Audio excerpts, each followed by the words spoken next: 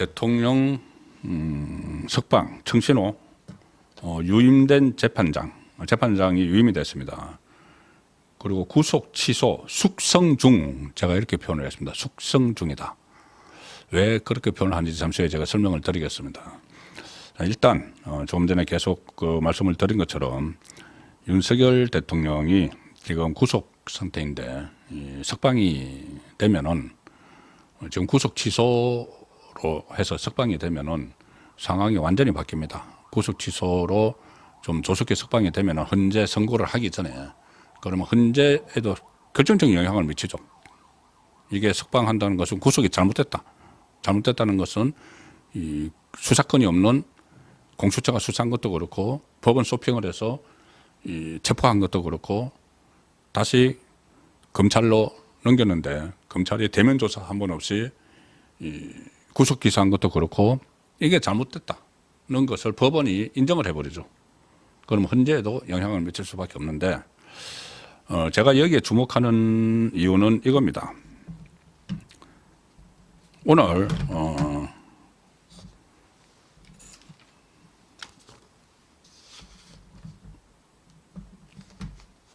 오전에 윤석열 대통령의 첫 형사재판 공판 준비기일 그리고 구속취소 신문이 있었는데 빠르게 끝났습니다. 일단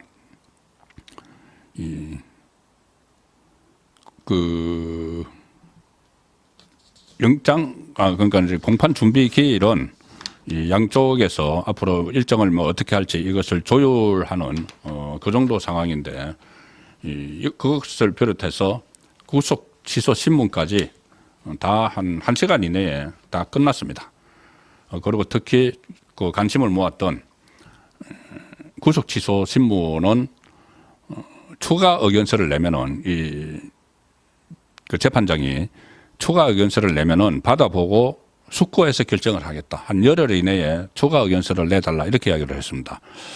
제가 왜 여기에 주목을 하는가 하면은, 원래 구속 취소는 특별한 사정이 없는 한 일주일 내에 결정을 하도록 돼 있죠. 그러면은 보통은 구속 취소 청구를 하면은 이거 별 사유가 없다고 해서 거기서 결정을 해버립니다. 결정을 해버렸는데 그게 아니고 일단 신문을 하겠다고 했죠. 구속 취소 여부에 대해서 신문을 하겠다고 해서 날짜를 잡았습니다. 공판 준비 기일에 같은 날 신문을 하겠다. 그러면은 뭔가 생각해 볼 게 많이 있다는 거죠. 재판장 입장에서. 심사숙고를 해서 결정을 하겠다는 것은 그냥 기계적으로 이 청구한 것을 기각을 하는 것이 아니고, 이것은 그러니까 그 편한 말로 이거는 거리가 되겠는데, 구속 취소를 검토할 수 있는 거리가 되겠는데, 이렇게 생각을 할 수가 있다는 거죠. 그렇게 했고, 거기다가 심리를 해서 또 바로 결정을 하는 것이 아니고 추가로 의견서를 내달라. 검찰이든 윤석열 대통령 쪽이든. 그러면은 다시 한번 숙고를 한다는 것이죠. 보통은 일주일 안에 그냥 기각해버리는데 그게 아니고 2번이나 이렇게 했기 때문에 제가 숙성 중인가? 이렇게 제가 표현을 하는 겁니다. 일단 지금 윤석열 대통령 쪽에서는 하나는 구속 기간이 이미 지났다. 그때 계속 시간 단위로 계산을 하는지 날짜 단위로 계산을 하는지 검찰이 들고 있다가 구속 기간, 기소 전에 구속할 수 있는 기간이 지나버렸다. 그래서 지금 불법 구금 상태다. 그러니 구속을 취소해야 된다. 이거 주장이 하나 있고, 또 하나는 뭐 증거 인멸, 어떻게 대통령이 무슨 증거 인멸 도망 우려도 없고, 그 다음에 이 범죄가 소명되는지 그 부분은 지금 재판이 시작이 됐고, 그리고 가장 중요한 것은 구속 자체가 처음부터 잘못됐다, 불법이다. 내란죄 수사권이 없는 공수처에서 시작을 해서 법원 소핑을 해가지고 이 영장을 발부를 해서 구금을 했고, 이 검찰에서도 대면 조사 한 번 안 하고 그때 검사장 회의까지 막 열어서 그래놓고 이 기소를 했는데, 그 과정이 전부 다 불법이기 때문에 석방을 해야 된다. 그래서 보석 신청을 하지 않고, 보석은 일단 구속 자체를 인정을 하고 보석을 신청을 하는 거죠. 그런데 이것은 구속 자체가 잘못됐다니까 구속을 취소를 해야 된다는 겁니다. 자, 그래서 오늘 그 심리를 하고 빨리 결정이 날 줄 알았는데 이것이 다시 열흘 정도 또 연기가 됐습니다. 그러면은 이게 청신호가 아니냐 석방을 하는데 그런 생각을 보통은 기계적으로 기각을 해버리는데 이런 결정이 나왔기 때문에 청신호가 아니냐 그런 생각을 충분히 좀 할 수 있는 상황이 아닌가 그렇게 생각이 됩니다. 그리고 또 하나 오늘 중요한 기사가 하나 있습니다. 이 윤석열 대통령 재판과 관련해서 그때 윤석열 대통령의 재판부가 이쪽으로 배당이 됐죠. 서울중앙지법 형사합의 25부로 배당이 됐는데 그 판사가 바로 지귀현 부장판사. 지귀현. 오늘 제가 말씀드린 공판 준비기를 열고 또 구속 취소 심리를 하고 그래서 양쪽의 검찰과 윤석열 대통령 쪽의 입장을 듣고 이것을 열흘 동안 또 열흘 안에 추가 의견서를 보내주면은 내가 결정을 하겠다고 했던 판사가 바로 부장판사가 지기현 부장판사입니다. 그런데 지기현 부장판사가 인사이동을 할 가능성이 있다. 이 형사합의 서울중앙지법 형사합의 25부에서 한 2년을 근무를 했기 때문에 인사이동을 할 가능성이 있다. 그때 서정욱의 법대리에서도 말씀드렸고 그래서 이 구속 취소만 결정을 하고 다른 데로 가고 새로운 재판부가 올 수도 있다는 이야기를 들었는데 유임이 됐습니다. 계속 재판을 맡게 됐습니다. 본인의 의사가 중요하다고 하는데 지기현 부장판사가 아마 내가 한번 해보겠다는 그런 의지를 보였겠죠. 현직 대통령에 대한 재판을 하는데 상당히 좀 부담스러우면은 자기가 2년이 있었으면은 2년 동안 있었으면 다른 곳으로 이제 보내달라면 보내준다는 거죠. 그런데 본인이 유임이 됐다는 것은 내가 한번 맡아보겠다는 의지를 표명을 했기 때문이라는 겁니다. 서울중앙지방법원 안에 있기로 이제 결정이 됐는데 이 중앙지방법원 안에서 사무분담안이라는 게 있죠. 사무분담을 해서 그러니까 중앙지법 안에서 이렇게 다시 재배치를 하는 건데 형사합의 25부는 지기현 부장판사가 그대로 맡기로 했다는 겁니다. 그리고 이 재판부에는 김용현 전 국방부 장관도 있고 조지호 경찰청장, 김봉식 서울경찰청장 이것을 담당하고 있는데 지기현 부장판사가 재판장은 그대로 맡고 대신 배석판사 2명은 교체가 됐습니다. 배석판사는 김의담 판사 그리고 유영상 판사 자 이렇게 교체가 됐는데 재판장은 그대로 가기로 했습니다.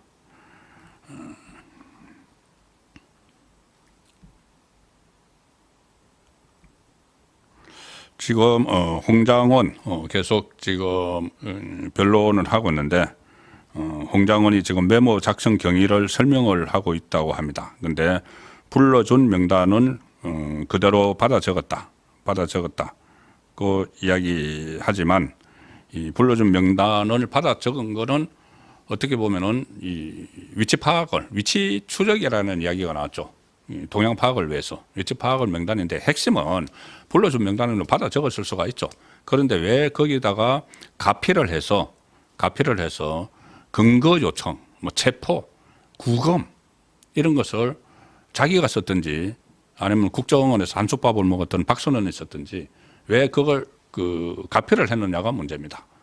그러니까 이 위치 추적을 체포, 구금으로 바꿔버린 게 이게 지금 핵심이죠.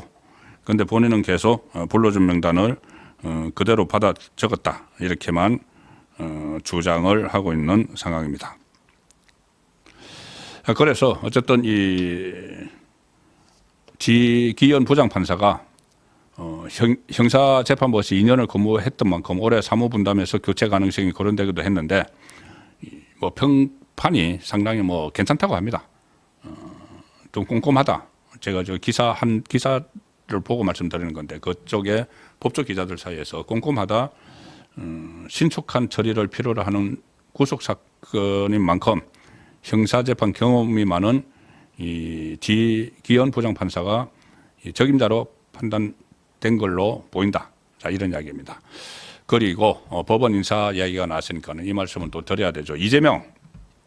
이재명의 대장동 의혹을 심리 중인 형사 합의 33부 다들 아시죠? 이제 김동연 부장판사 형사 합의 33부에서 지금 대장동, 백현동, 위례신도시, 성남FC 이것을 다 한데 묶어가지고 계속 심리를 하면서 질질질질 끌어서 검찰 쪽에서는 분리를 해서 그 심리가 끝나는 것은 선고를 하자 이렇게 요구를 하는데도 그러지 않고 질질질 끌고 있는 김동연 그리고 같이 형사 33부에서 맡았던 위정교사 사건 이재명의 위정교사 사건을 무죄로 어처구니 없는 이유를 대서 무죄 선고를 했던 그 김동연이 다른 데로 간다고 합니다.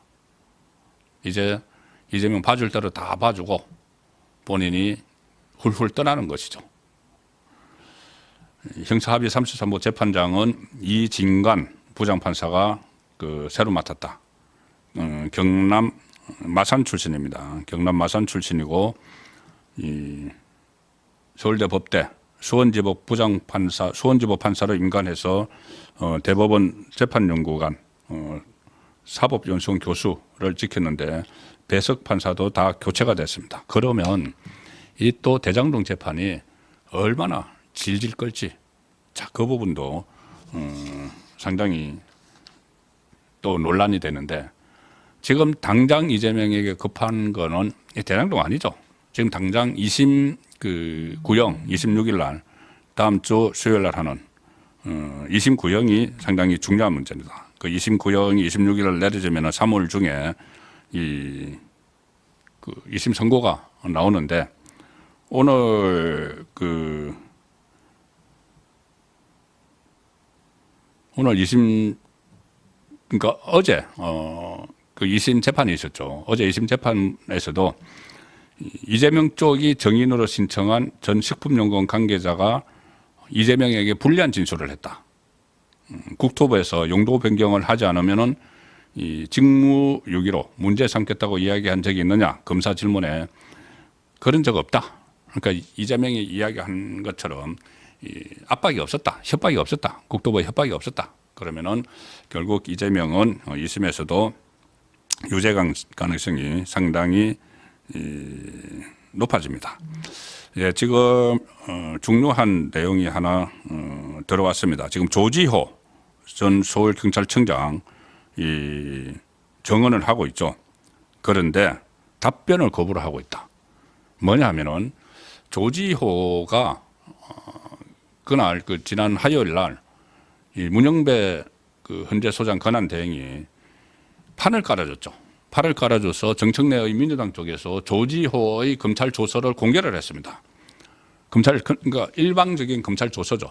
조서를 공개를 했는데 거기 보면은 윤석열 대통령이 뭐 6번이나 계속 한 2시간 만에 6번이나 조지호 경찰청장에게 전화를 해서 국회를 봉쇄를 하고 국회의원들이 안으로 들어가지 못하게 하라. 막 그런 지시를 했다는 검찰 조서를 공개를 했죠. 그래서 윤석열 대통령 쪽이 상당히 강하게 어필을 했습니다. 첫 번째는 이게 검찰 조서는 헌재에서 증거로 채택하지 못하게 되어 있는데 그걸 공개를 하도록 하면 어떡하느냐. 자, 그런데 문영배가 지금 편파적으로 하고 있죠. 그래서 그걸 다 공개를 했는데 그리고 그 내용도 김봉식 서울청장은 그런 지시가 없었다. 자기하고 조지호하고 판단을 해서 제일 처음에 국회를 봉쇄를 했다가 나중에는 다 풀어져서 들어가도록 했다고 이야기를 했죠. 둘 사이에 말이 완전히 다른데 조지호는 오늘 계속 안 나오려고 하다가 본인 이제 건강 문제를 안 나오려고 하다가 이 헌재에서 강제로 구인한다고 하니까 오늘 나왔습니다. 나와서 지금 진술을 하고 있는데 이렇게 이야기했다고 합니다. 공소 사실 관련은 정언을 하지 않겠다. 답변 못 하겠다. 이렇게 이야기를 했다고 합니다. 그러니까 공소 사실 관련이란 게 헌재에서 증거로 채택을 해버린 그 불법인데 그걸 문영배가 증거로 채택을 해버린 윤석열 대통령이 전화를 해서 국회를 봉쇄하라고 하고 국회의원들 못 들어가게 하라고 하고 그게 공소사실인데 거기에 대해서는 내가 말 안 하겠다고 이야기를 했다는 겁니다. 말 안 하겠다. 물론 뭐 명분은 그거였을 겁니다. 현재 재판 진행 중이라서. 그렇지만 이게 제가 말씀드렸다시피 플리바겐이 이 검찰과 일종의 어떤 뭐 거래 같은 게 있을 수가 있지 않느냐.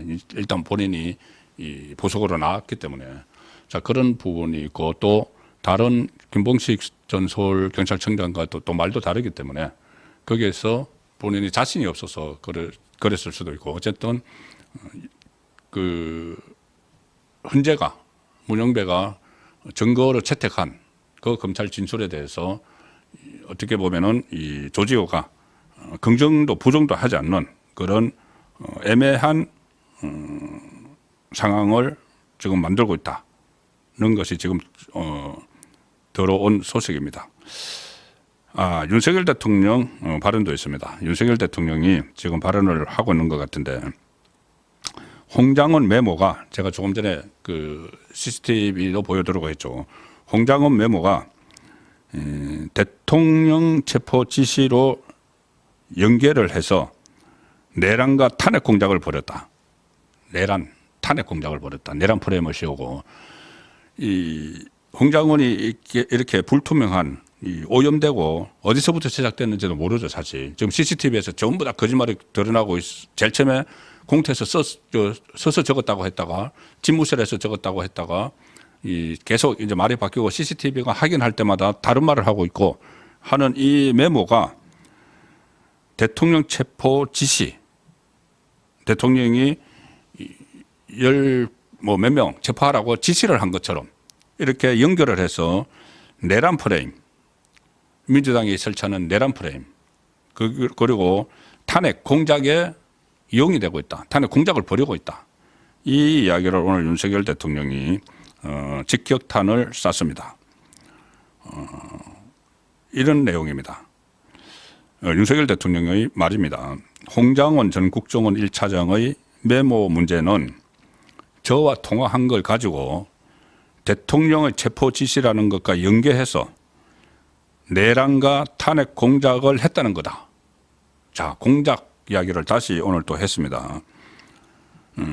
약 9분 동안 발언을 했네요. 9분 동안 홍장원 끝나고 나서 9분 동안 발언을 했는데 이 홍장원의 진술을 언급을 하면서 거짓말이다. 전부 엉터리다.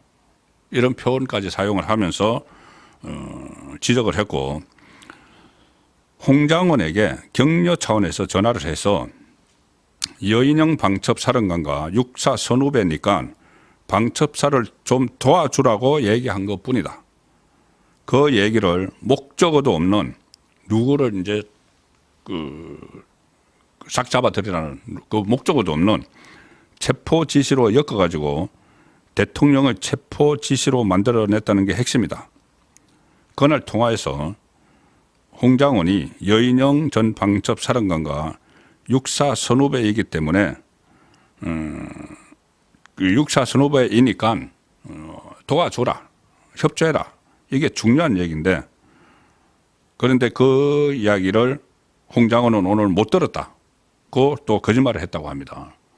윤석열 대통령 그전에도 이야기했죠. 왜 방첩사령관을 이야기했냐면은 방첩사령관도 육사 나오고 홍장원도 육사 나왔으니까는 육사 선후배끼리 간첩 잡는데 협조를 해라 이렇게 이야기를 했다고 계속 하는데 지금 홍장원은 그 이야기를 못 들었다고 또 거짓말을 하고 있다는 겁니다. 그리고 이 윤석열 대통령은 잘 모르는 사람의 부탁을 받아서 에이 미친놈 말도 안 되는 소리를 하네라고 했다면서 그때 이제 홍장원은 그런 이야기했죠. 뭐 연영에게 말을 듣다가 미친놈 그러면서 그 다음에 안 적었다고 이야기를 또 했죠. 그런데 그 메모지를 만들어 갖고 있다가 중간에 안 적었다면서 12월 5일 날 사표 내고 이재명에게 줄 쳤다가 이제 사표를 냈죠. 6일에 해임되니까 갑자기 대통령이 체포 지시라고 엮어냈다.